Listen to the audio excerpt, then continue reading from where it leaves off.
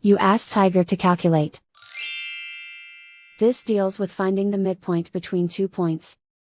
The midpoint between the 2 points is negative 43,36. Let's solve it step by step.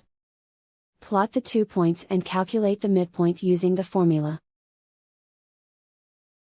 The coordinates of point 1 are, x1 equals negative 98, y1 equals 3.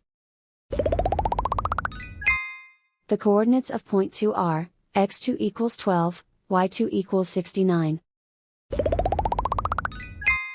PM represents the midpoint of the 2 points.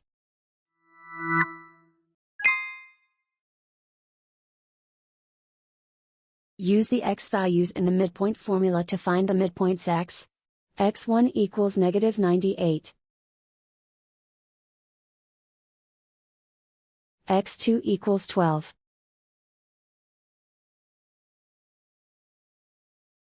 Simplify the arithmetic.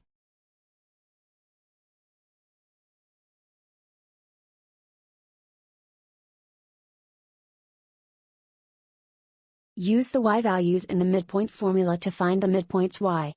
y1 equals 3. y2 equals 69. Simplify the arithmetic.